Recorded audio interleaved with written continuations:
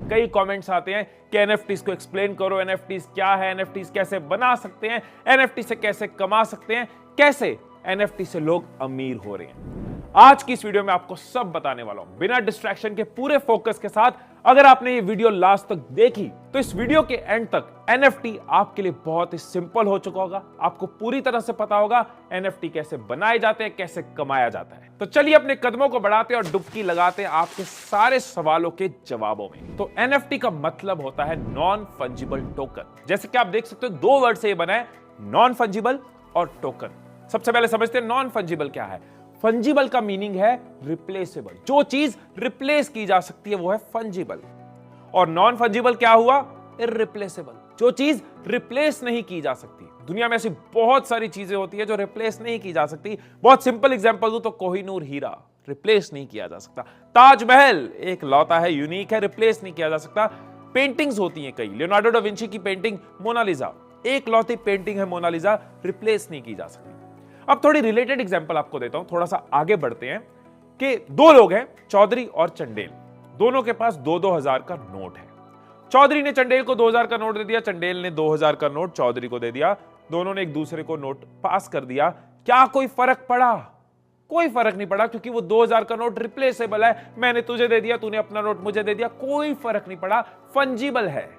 लेकिन अगर चौधरी उस 2000 के नोट पे अपने साइन कर देता है या कुछ अलग सी अपनी पेंटिंग बना देता है, कुछ यूनिक कर देता है, उसके साइन है, अलग है, अब वो 2000 का नोट जो है वो डिफरेंट हो गया। वो हर 2000 नोट जैसा नहीं रहा, वो नॉन फंजिबल हो गया, वो यूनिक हो गया।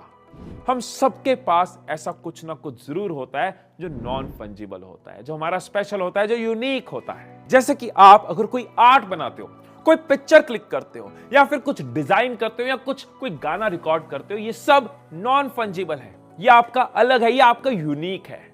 तो आपको ये क्लियर है कि नॉन फंजिबल क्या होता है। अब हम समझते हैं टोकन क्या होता है। दोस्तों, टोकन को अगर मैं सिंपल, सीधी, आसान भाषा में, शॉर्ट एंड क्रिस्प में एक्सप्लेन करूं तो टोकन का मतलब है सर्टिफिकेट ऑफ ओनरशिप। मान लो आपने कोई मीम बनाया या कोई ड्राइंग बनाई, अब आपसे कोई खरीद रहा है। खरीदने वाला कहता है कि मैं कैसे मान लूं कि तुमने बनाया है। जब आपके पास उसका सर्टिफिकेट ऑफ ओनरशिप है कि मैं इसका ओनर हूं, तो हर कोई इस पर ट्रस्ट करेगा। एनएफटीज के केस में ये ऑटोमेटिकली है, ये डिजिटल है, इसके पीछे टेक्नोलॉजी है, वो सब आप जान लोगे आज इस वीडियो में, लेकिन अभी सिंपल लैंग्वेज में समझा रहा हूं। जैक डॉर्सी का ट्वीट है, वो ट्वीट के ओनर है, लेकिन जब किसी ने खरीद लिया, वो सर्टिफिकेट ऑफ ओनरशिप दूसरे के पास चला गया।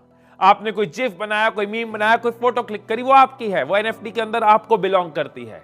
लेकिन जब बेच दी, वो टोकन दूसरे का हो गया, वो सर्टिफिकेट ऑफ ओनरशिप दूसरे के पास चला गया। उसने खरीद लिया, उसने आपको उसके बदले में एक्सचेंज में करेंसी दे दी। तो जब भी आप किसी भी तरह का डिजिटल एसेट, कोई आर्ट, कोई ड्राइंग, कोई गेम, कोई मीम, कोई म्यूजिक, कोई पेंटिंग, कोई कार्ड, या किसी भी नॉन फंजिबल चीज को एनएफटीज की मार्केट में, यानी कि एनएफटीज की मार्केट प्लेस में खरीदते या बेचते हो, तो आपको वो डिजिटल फॉर्म में नहीं मिलती, आपको उस नॉन फंजिबल चीज का टोकन मिलता है। तो अब पता लगा एनएफटी क्या है, नॉन फंजिबल चीज का टोकन, नॉन फंजिबल टोकन। तो अब तक हम समझ गए कि एनएफटी क्या हो